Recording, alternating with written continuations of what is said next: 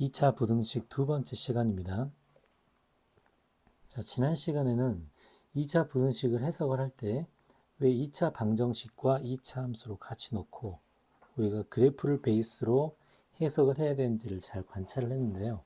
오늘 두 번째 시간에 이제 연장선상에서 또 한번 이야기를 해보겠습니다. 자, 그러면 그래프가 핵심이 되는 건 누구나 다 알겠죠?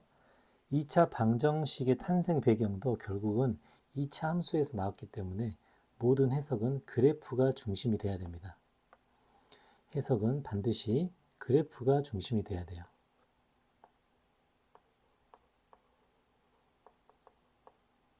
그래프가 중심이다. 그래프가 머릿속에서 해석이 되면 어떤 응용 문제도 잘 대처할 수 있습니다. 자, 그러면 지난 시간에 봤듯이 2차 함수를 x축과의 관계로 한번 해석을 해볼게요. 자, 2차 함수가 x축과의 관계로 해석을 한다는 것은 이제 이런 내용이죠. 그래서 이제 요식을 지난번과 똑같이 이렇게 한번 보겠습니다. 자, 그러면 만나는 점은 마이너스 1과 3이겠죠. 그럼 지난 시간에 뭐라고 돼 있냐면 만나는 점에 관심 있는, 도대체 어디서 만나는가에 관심 있는 것은 뭐의 관점이라고 그랬죠? 2차 방정식의 관점이라고 했습니다. 자, 그러면 이제 2차 함수의 관점은 주로 꼭지점이 어디인지 아니면 x축과의 관계가 어떻게 되는지 이런 것들을 보는 거죠. 자, 근데 2차 부등식은 관점이 조금 달랐었죠. 자, 예를 들어서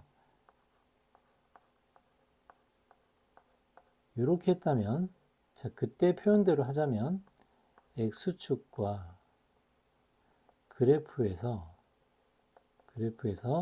그래프가 더 큰 쪽이 어딘가로 이렇게 판별을 한다고 했습니다. 자, 그러면 결국에는 2차 부등식은 이 식을 만족하는 x값의 범위를 구하는 건데요. 자, 그러면은 하나하나씩 대입을 해봐야겠죠. 그러면 만족하는 x값이 어디인지를 보려면 사실은 x값을 하나씩 넣어봐야 됩니다. 이럴 때 각각을 넣어보고 이제 x값을 가지고 비교를 하는 거예요. 자, 그러면 x축이 크냐 그래프의 크냐는 결국은 y값을 가지고 따지는 거겠죠. 그러면은 각각의 상황을 보겠습니다.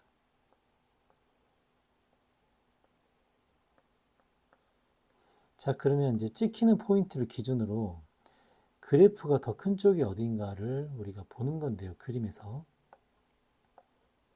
그래프가 x축보다 더 위에 있는 것을 보는 겁니다. 자, 그러면 첫 번째 1번은 y값이 여기 찍히죠.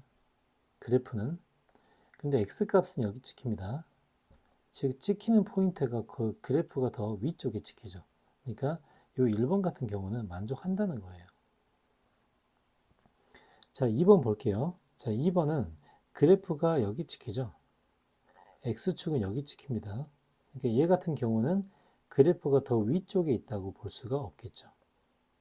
위에 있다, 아래에 있다는 y값이 기준이 됩니다. 자, 3번도 그래프는 여기 찍히는데 x축은 여기 찍히죠. 그래프가 더 위에 있다고 봐야 되기 때문에 이것도 틀립니다. 자, 4번 마찬가지 그래프가 여기 찍히고요. x축이 여기 찍히기 때문에 그래프가 찍히는 포인트가 더 위쪽에 있죠. 그래서 여기에 해당합니다. 자, 이렇게 찾아보는 거죠. 그래서 이런 것들을 전부 다 모아봤더니 요 윗부분이 되더라라고 우리가 해석을 하는 겁니다. 자, 이제 명확하게 판단이 되죠. 그래서 이제 저 윗부분에 해당하기 때문에 답을 뭐라고 적냐면 영역입니다. 영역. 자, 그럼 이것도 한번 적어볼게요. 자, 이제 어떤 영역인가? x값을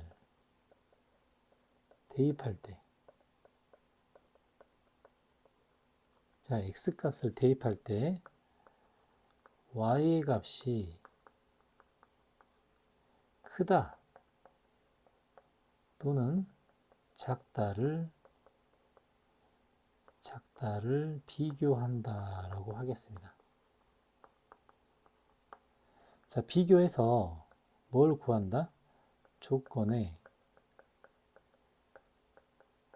맞는 x의 범위를 찾는 이야기.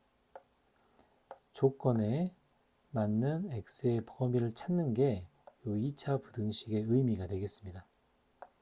그래서 저거에 만족하는 x의 범위는 이 문제 같은 경우는 마이너스 1보다 작은 영역이 이걸 만족하는구나, 또는 3보다 큰 영역이 이걸 만족하는구나, 이제 이렇게 해석을 할 수 있겠습니다. 항상 그래프가 중심이 돼야 됩니다.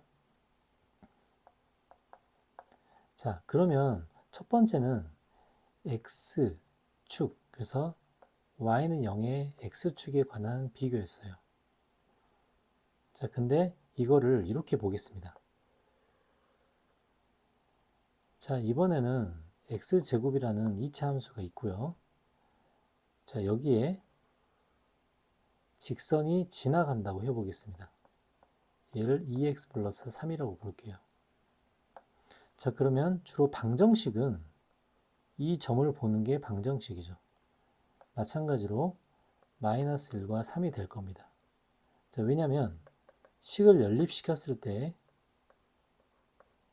한쪽을 0으로 만들어주면 첫 번째 경우와 똑같은 경우가 나오기 때문이겠죠. 그래서 그래프적으로는 이렇게 해석이 되고, 방정식으로는 얘를 찾는 게 2차 방정식이 하는 일입니다. 자, 그러면 2차 부등식은 x값을 대입할 때, 자, 아까로 가볼게요. x값을 대입할 때 y값이 크다 작다를 비교한다고 했었죠. 그래서 아까처럼 상황을 한번 놓고 보겠습니다. 자, 이렇게. 자, 아까랑 똑같죠? x값을 대입하는 상황을 놓고 보는 겁니다. 자, 그러면 점을 찍어보면, 자, 1번 같은 경우 y값이 크다 작다를 비교한다. 그래프에 찍히는 y값이, 그죠? x제곱에 찍히는 y값이 2x 플러스 3에 찍히는 y값보다 크다가 됩니다. 즉, 부등식을 세워보면, 자, 아까 문제와 좀 다르게 가볼게요. 자, x제곱하고 2x 플러스 3으로 가보겠습니다. 자, 그러면 x값을 대입할 때 y값이 크다 작다를 비교할 텐데요. x제곱의 그래프와 2x 플러스 3의 그래프에서 2x 플러스 3의 그래프가 더 위쪽에 찍히는 부분을 나타냅니다. 그럼 1번 같은 경우는 x제곱에 찍히는 포인트가 더 위쪽에 있죠. 그러니까 이건 안 되는 거죠. 2번은 2x3에 찍히는 포인트가 x제곱에 찍히는 포인트보다 더 큽니다. 그래서 이건 되는 거고요. 3번도 x제곱에 찍히는 데가 2x 플러스 3에 찍히는 데보다 더 위쪽에 있죠. 그래서 3번도 안 되는 겁니다. 그래서 만족하는 범위, 이 조건에 만족하는 범위는 마이너스 1에서 3 사이만 되겠죠. 그래서 2차 부등식의 해석은 그래프가 x값을 대입할 때 y값이 크다 작다를 비교하는, 즉 조건에 맞는 x의 범위를 찾는다. 이렇게 해석을 해주면 그래프를 2차 부등식처럼 해석을 할 수 있겠습니다.